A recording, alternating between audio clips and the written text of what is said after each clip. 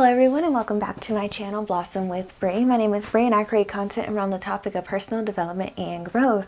If that's something that interests you, make sure you hit that like button and subscribe to my channel so you don't miss out on future videos. In this video, I am revealing my tips, resources, and tools that are beneficial at the beginning of a spiritual journey. This is all going to be based off of my experience, so don't expect to be drawn to the same subjects, guides, and reading material. There's a million paths to the same destination, and your why when it comes to your spiritual journey determines the direction that you will take. Health was a concern for me, so I started working at a nutrition store where I learned about various ingredients' physical and metaphysical properties. From there, I was introduced to solfeggio frequencies, the law of attraction, and affirmations. I actually created my affirmation playlist on my channel that I still use to this day, actually. From there, I learned about chakras and Reiki and was able to put it into practice at work with Minda. You guys met her in one of my older videos. Yeah. And then at that point, that's when I discovered alchemy in this video by Kamaya Arts, which was a game changer in my journey. I did go through this weird period where I got into the whole Dr. Sebi alkaline vegan thing, but it wasn't for me. During that time period, I got into like a lot of things that just didn't stick, and I'm not saying that like it was wrong or bad or anything like that, it didn't stick. But other than that, it's been this constant cycle of learning and experiencing. You know, you just learn about one thing, fall down a rabbit hole, and then learn a bunch of shit. And that's essentially what a spiritual journey is, in my opinion, of course. Let's start with the books that are especially helpful at the beginning of your spiritual journey.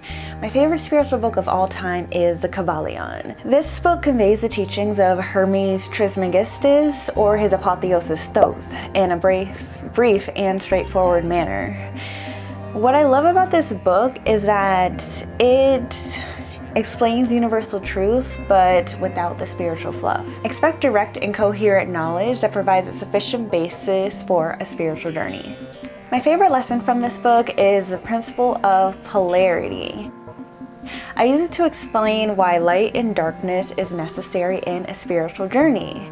They represent aspects of our true nature, but with different degrees. You can't have one without the other. Consider the concept of yin and yang. Both are interdependent, changing forces that balance each other out. You can't have one without the other, and there's also one within the other.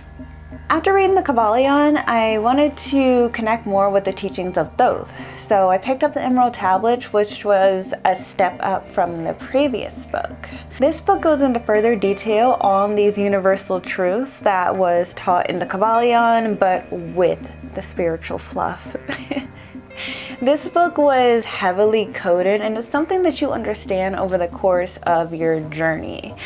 At this point in my journey, what I learn when reading the Emerald Tablets is to embrace my spiritual sovereignty.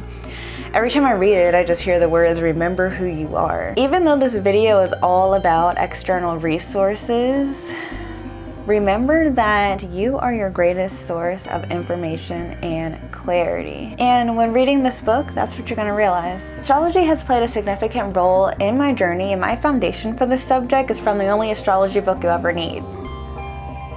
No, like, that's actually the title.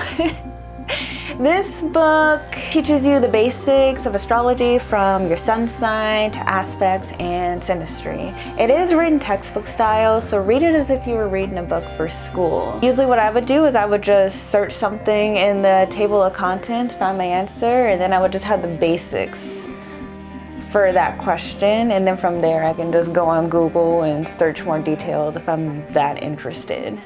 I've used astrology as a tool for self-development versus something to predict the future. I don't believe in letting astrology determine your choices that you make in life and just run your life overall. It's more something that's helpful for understanding why things played out a certain way, and also it offers a new perspective as to how a cycle or a pattern can be broken. The next book is possibly my favorite fictional piece of all time. It is The Alchemist by Paulo Coelho. This book, in my opinion, tells the story of the human experience. A shepherd gets a vision of a treasure and decides to embark on a journey in order to find it. Similar to the concept of creating the Philosopher's Stone in alchemy, the wise practitioner knows that the key to finding it is within. This book holds a special place in my heart as I read it at a time where I was trying to figure out how to live in my truth. And I just recommend it for anybody that is at that point of their journey where they're trying to understand their why, because the answer may surprise you. My last book recommendation is one that I'm currently reading and will probably be done with by the time I finish this video. Most likely, I'm on the last chapter. It is The Power of Now by Eckhart Tolle. This book is a wonderful introduction to spirituality as it takes a more practical approach. It promotes the Taoist belief of staying in the present, or being, as the author calls it. The Power of Now is a casual and quick read that does get a little repetitive, but it's because Eckhart is trying to make a point, which is fine. It's not that big of a deal. You'll see as you're reading it. The lesson I received from this book is that the mind is a tool made for problem solving and creativity. We should be able to pick it up when we need it and let it rest when there's no immediate concerns. Too much thinking means that we are a slave to our minds, and becoming identified with an emotional pattern or a thought pattern means that we forgot our role as the observer. Additionally, becoming identified with these things creates experiences tied to that energy signature. Alright, and those are some of my book recommendations for beginning a spiritual journey. I have a lot more, and I could possibly make a video in the future covering more of them, if you guys like. I was going to talk about podcasts, teachers, spiritual platforms, and advice, but this video is already long enough. We'll cover that in the next video. Therefore, you need to subscribe to my channel so you don't miss out. Follow me on almost all social media platforms for additional weekly content on personal development and growth.